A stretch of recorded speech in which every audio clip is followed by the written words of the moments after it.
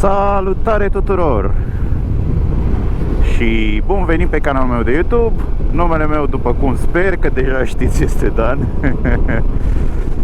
Astăzi suntem într-o zi de sâmbătă din luna iunie, pe la început așa, și merg către Adâncata, la circuitul de acolo, pentru că Honda România organizează Honda Track Days și m-am înscris și eu acum vreo lună și jumătate, poate, nu mai știu. Vreau să testez 3 modele: Africa Twin, bineînțeles noul Transalp, pe care mă gândesc serios să mi-l cumpăr, dar pendulez acum mai nou între Transalp și KTM 890. Merg să testez Africa Twin, Honda Transalp și nu mai sunt sigur dacă am optat pentru Honda CRF 300 Rally sau pentru scooterul lor, XADV cred că se numește. E posibil să fi optat pentru scooter pentru că m-am gândit că mi-ar plăcea să merg și cu un scooter. Mi-ar plăcea să am un scooter, pentru oraș mi se pare imbatabil, dar nu mai țin minte, o să văd când sunt acolo. Deocamdată e foarte devreme, este ora 11 fără 10. Am plecat de la un hotel de aici din Movilița. M-am cazat aici peste noapte, că am venit de ieri de la Craiova, de vineri. E foarte devreme și n-am de ce să mă duc acum la circuit, așa încât am ales să fac un ocol pe la Fierbinți, să văd și eu platoul ăla de filmare de la show-ul Las Fierbinți, care are deja multe sezoane pe Pro TV, cred că îl știți. Sunt curios cum arată în realitate, pentru că la televizor arată destul de fun și de bine așa, adică bine făcut. După aia o să mai dau un ocol, mă întorc la Urziceni, să-mi cumpăr apă, niște batoane proteice, niște diverse, ceea ce nu cred că găsesc la Fierbinți, și abia după aia mă duc la circuit. Dar despre cum a fost la Fierbinți și despre călătoria care a urmat acestui eveniment moto veți vedea în episodul viitor. Deocamdată să ne întoarcem la Honda Track Days.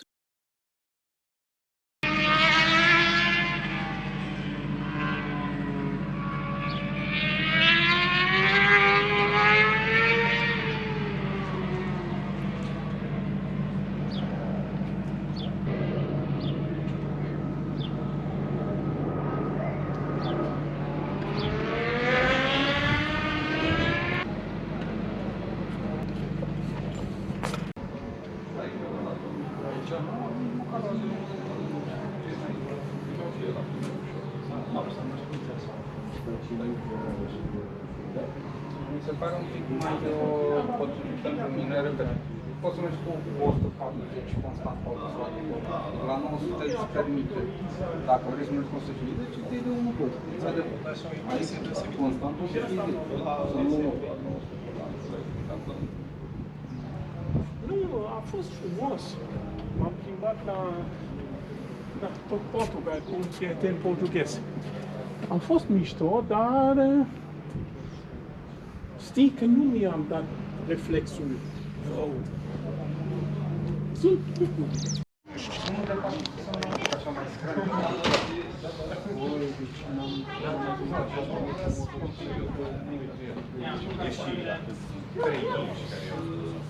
Dar dai seama că ești mai mic decât tine și nu o să te trăiești. Da, șapca în jos. Stai, nu învârti de ghidon, te rog, că sunt așezate așa strategic, da? Ca să nu se răstoarnă peste voi. Stop. Răbdare, stai, îi dă să-și facă un stai. Da. Adică vedea cum arată și crezut pe scâri.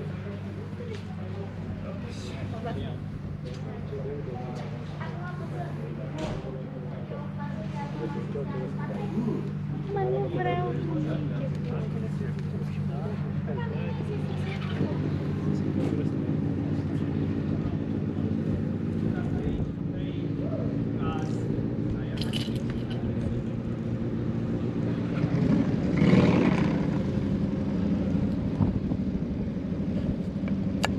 O să vă vorbim câteva informații despre ziua de azi, o mică introducere legată de eveniment, logistica evenimentului și organizare, după care colegul meu, Dan Menescu, trainer, coach, fost pilot, vă va spune reguli de siguranță, prezentare circuit, steaguri și așa mai departe. Iar la final o să vă prezentăm partea de sport tehnic și programul pentru ziua de azi. Vom avea 3 ieșiri pe circuit pentru fiecare grupă. Fiecare dintre voi poate să iasă pe circuit de 3 ori, cu 3 motociclete diferite sau nu. Durează cam 20 de minute o ieșire pe circuit, cam 5 tururi în funcție de cum mergeți. Regulile pe care urmează să le descriu sunt foarte simple, dar sunt foarte, foarte importante, pentru că este vorba de siguranța dumneavoastră. Steagurile pe care le puteți vedea, știu că sunt mai multe dacă uitați la MotoGP sau la alte curse, dar noi folosim doar 3, celelalte nu există. Cel verde. Pe cel verde îl veți vedea fluturat aici în zona boxelor atunci când începe sesiunea. În caz că vedeți steagul roșu fluturat, înseamnă că s-a întâmplat ceva pe pistă și pista nu mai este în siguranță. Reduceți viteza până la o viteză exagerat de mică, o viteză care vă permite să evitați orice, mă refer orice. Nu forțați limitele nici ale motocicletei, nici ale voastre. Păstrați o distanță cât de mare de oamenii din jur. Sunteți doar 12 sau 13 pe pistă plus instructorii. E loc pentru toată lumea, sigur. De obicei sunt 40-50 de oameni pe pistă, deci 12-13 ar trebui să nu vă intersectați. Dar dacă o faceți, depășiți la o distanță cât de mare posibilă, cât mai evident, să vadă lumea că vreți să depășiți. Ok, sunt pe noul Transalp.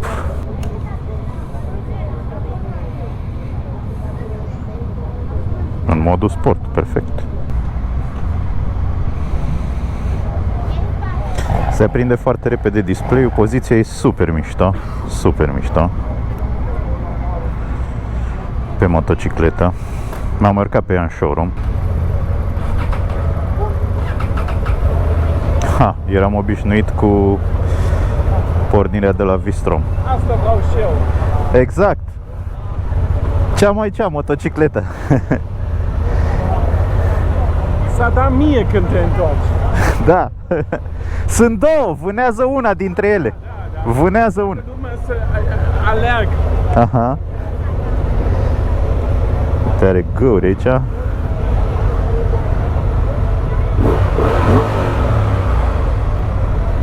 Ia să vedem și cum se aude. Am să vă rog să nu le durăm degeaba pe linia dreaptă, că Ok, să facem că cineva se va lua după tine, ok, să generăm doar de ok.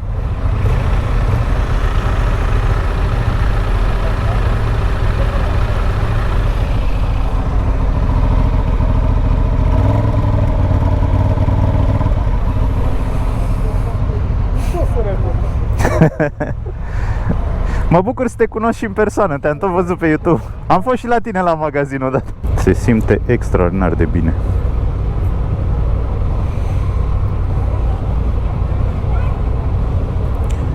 Mi se pare moale.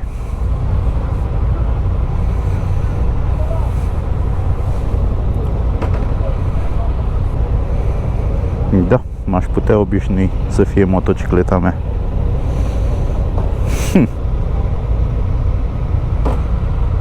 Suntem în modul sport cu full-ul la benzină, ora locală.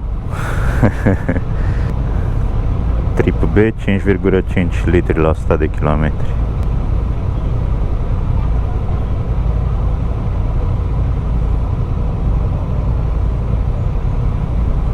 Deci de la mod se schimbă, aha.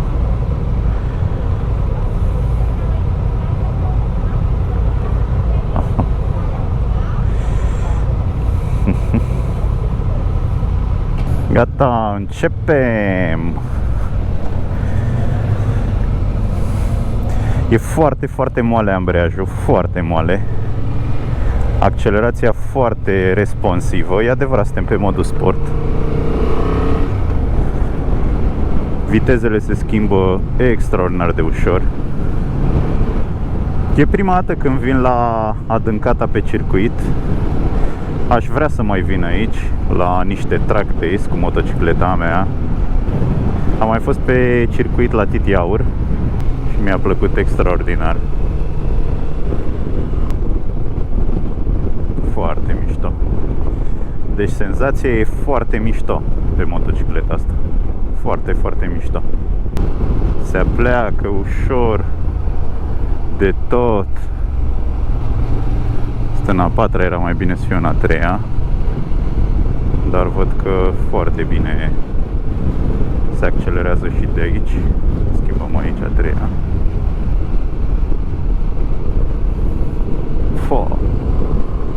Super mișto se simte.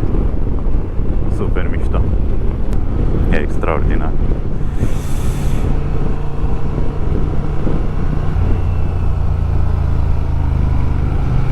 Și ce bine se pleacă. A doua, foarte snappy.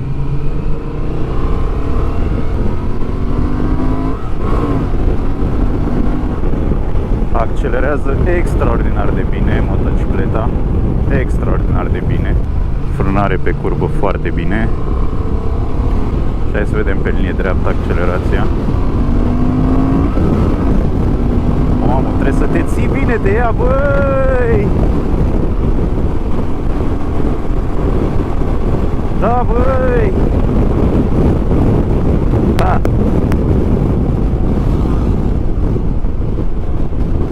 Da, foarte tare. Frânează extraordinar de bine motocicleta și accelerează extraordinar de bine. Îmi place maxim. Mult mai bine decât motocicleta mea. Mult mai bine. Deși chipurile i-am upgradat frânele, mi se pare mult peste. Nu-mi dau seama cum e protecția la vreme. Nu mi se pare foarte bună, dar felul în care este la momentul ăsta este bun, pentru că e foarte cald și faptul că vine pe mine niște vânt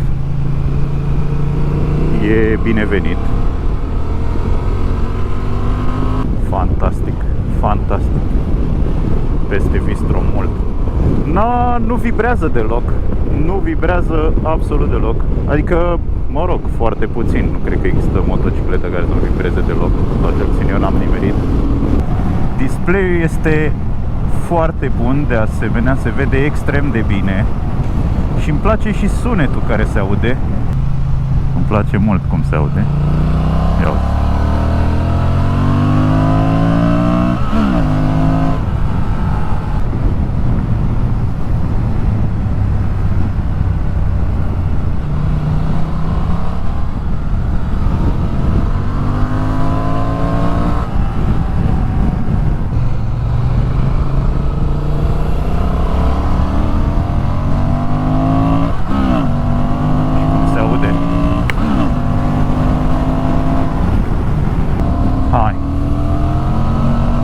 Ultimul tur.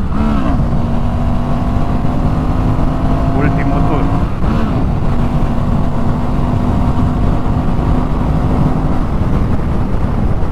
Chidem gazul, frânăm foarte devreme.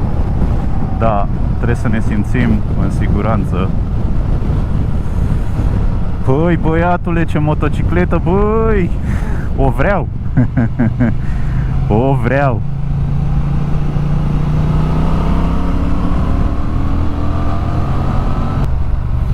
Între timp am învățat și circuitul.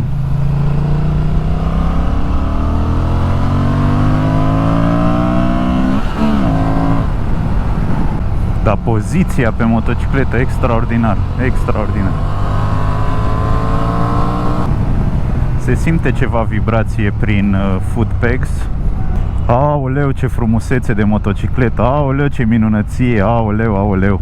Ia să vedem și poziția în picioare. Pua.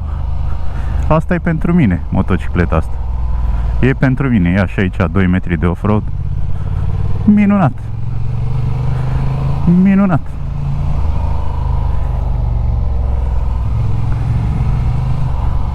Minunat.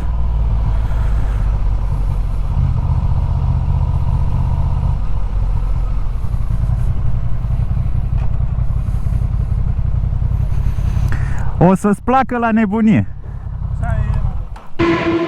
Poziția pe motocicletă și cum acționăm convențiile și facem în pauza următoare despre pilotat în sine și cum și ce, cum abordăm viraje și așa mai departe. Să încep de jos. Celul de sfăriți. În caz că nu aveți un shopper care are evita mai talpa aia, piciorul trebuie ținut pe pingea, adică pe vârf. Așa stă pe scăriță. Când vreau să retrogradez, mut piciorul după care îl mut înapoi. Vreau să ridic, mut piciorul după care îl țin înapoi. În permanență, picioarele trebuie să stea pe pingea.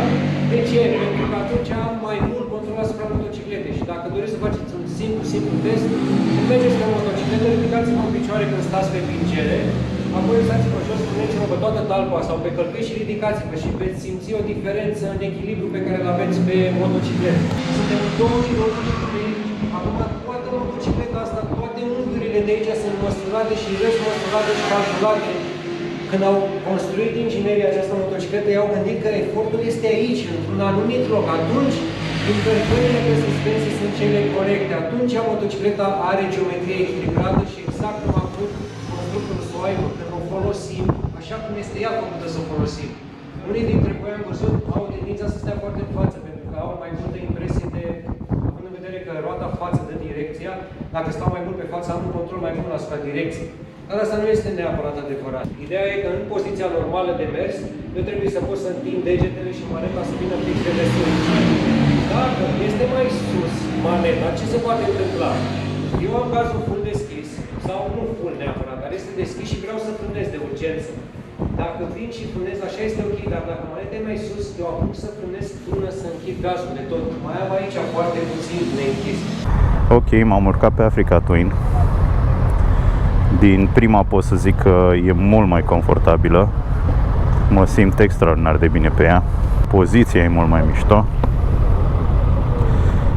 Suspensia, nu mai zic. Și are premium feeling. Chiar are. Suntem pe modul Tour. Super mișto.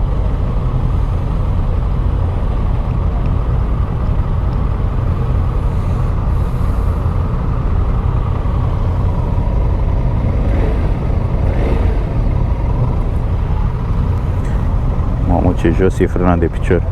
Foarte jos, mult mai jos decât la orice altă motocicletă, unde vine exact unde trebuie. Super mișto. Super mișto. Hai, plecăm.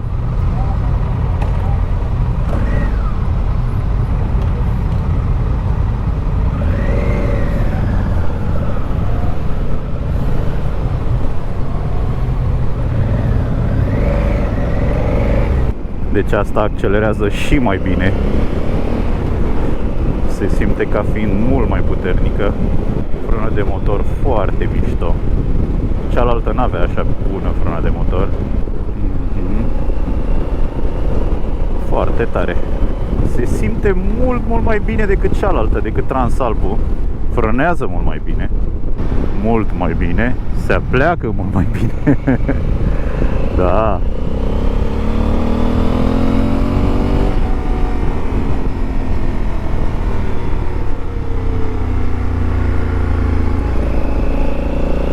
Da. Frâna spate nu e extraordinară, dar mi se pare mai bună decât a mea. Dar mi se pare mai puțin bună decât de pe Transalp, nu știu de ce. Poate pentru că e mai jos și atunci apăs mai puțin, nu știu. O minunăție de motocicletă. Da, frâna e extraordinară, foarte manevrabilă. Hai, linie dreaptă să vedem.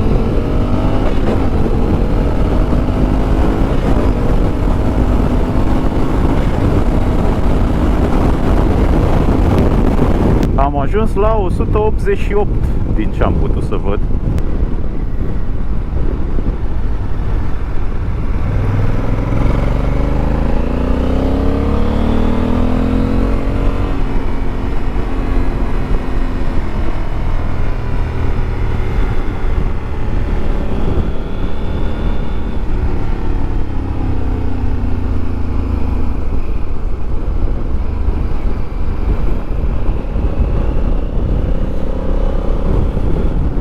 Extraordinară motocicletă, extraordinară. Display-ul la fel se vede foarte bine, dar e impresionantă frânarea și accelerarea, deci vai. 1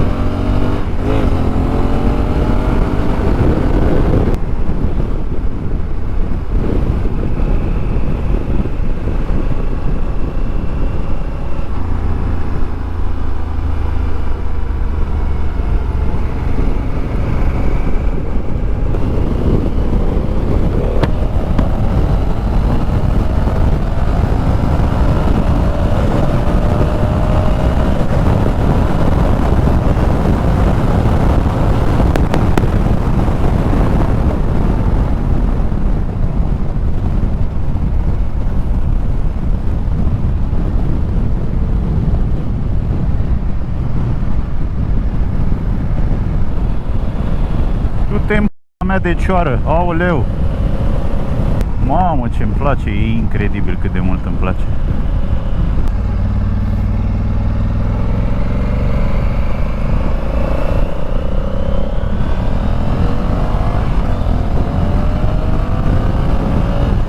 Băi, băiatule, dar dacă nu te ții bine de ea, ești halit.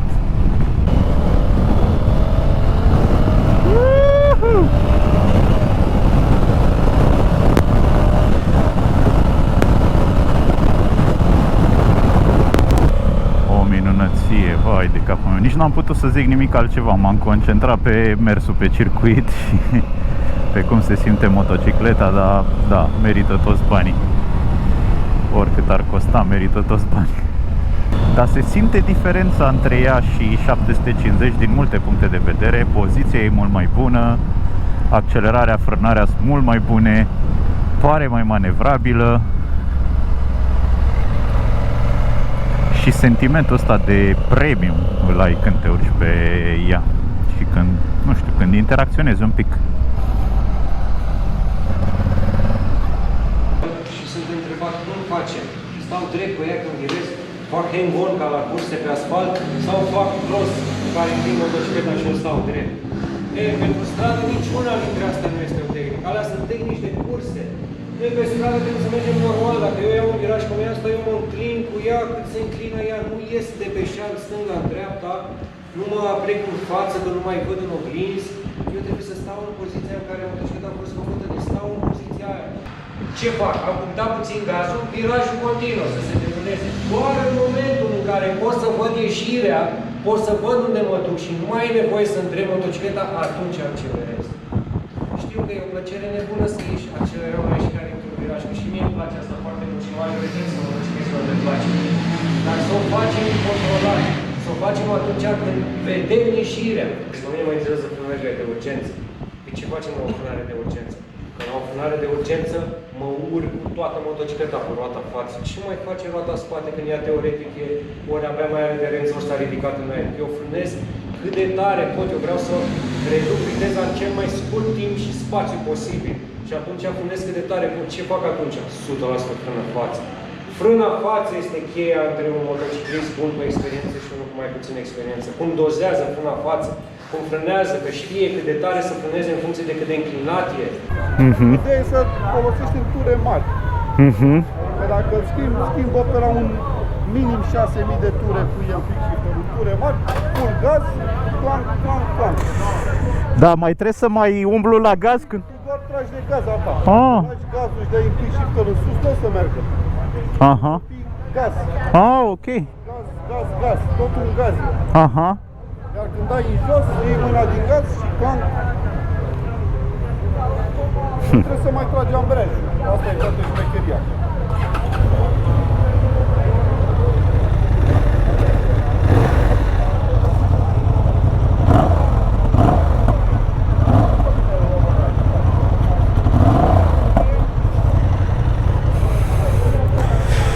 Da, până la urmă am luat Hornet, noul Hornet, cu Quick Shifter și o să merg pe modul sport. N-am mai mers niciodată cu un naked. Mi se pare ciudată poziția.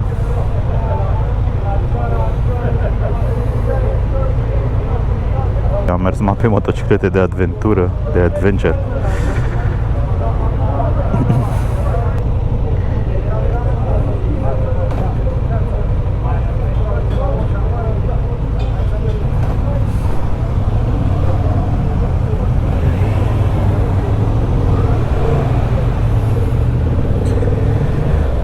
Mamă, ce senzație!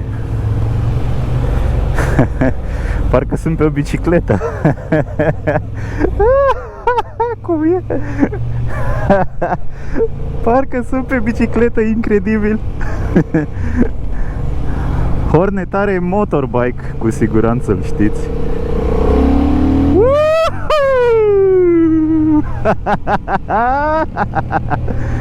Bă, ești nebun cum e motocicleta asta. Incredibil. Quick Shifter, e mișto. E prima dată în viața mea când folosesc Quick Shifter, cred că am mai zis. Bă, dar parcă sunt pe o tricicletă.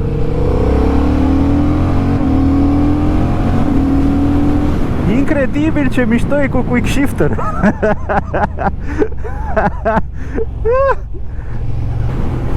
Dar mi se pare că sunt mult mai rapid pe naked ăsta. Mult mai rapid.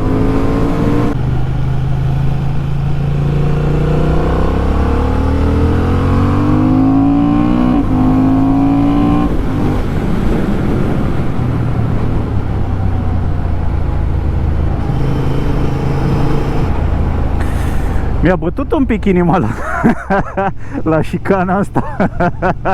Credeam că să termin asfaltul până termin de frânat. Am și uitat să schimb, uite, făceam accelerare din a 5-a. Nu că nu poate motocicleta, dar... Băi, da, quick shifter-ul e altă poveste, frate. Deci cine n-a avut quick shifter nu știe ce a pierdut. Incredibil, incredibil. Deci clar, motocicletele ar trebui să aibă quick shifter. Toate. Toate. Hai. Plecarăm de la 60.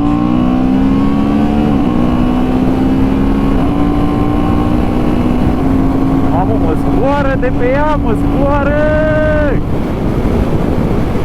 La 180 am oprit-o că... La 181 am oprit-o că de frică.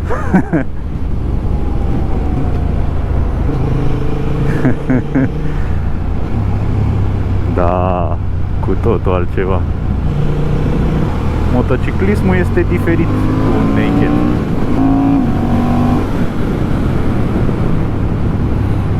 În șicana asta tot timpul fac așa. Vin tare și pe urmă îmi dau seama că începe șicana și poate nu mai am timp să frânez. Foai de capul meu, mi se pare super periculoasă. Mă atrage ca într-o capcană.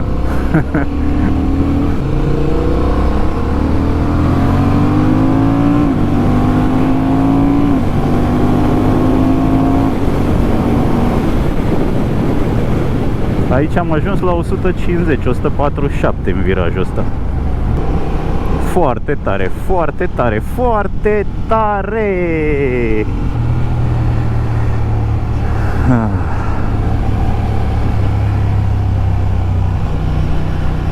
Mă bucur nespus că am luat naked ăsta. Hai să vedem cât are, cât merge. Gazul în maxim, a 6!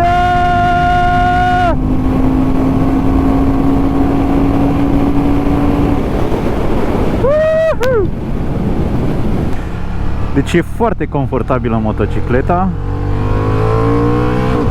foarte manevrabilă, stă extraordinar de bine pe stradă, frânează, bineînțeles, minunat.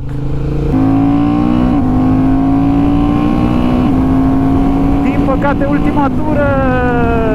Din păcate! 184! Ultimele viraje. Aici e șicana.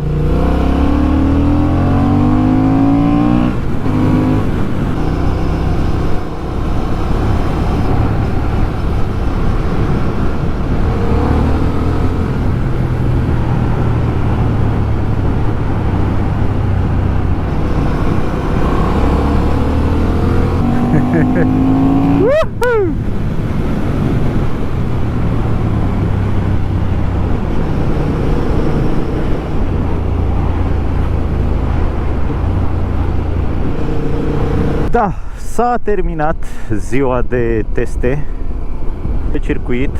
Am testat Transalp cu Africa Twin și cu Hornet. Niște minunății de motociclete.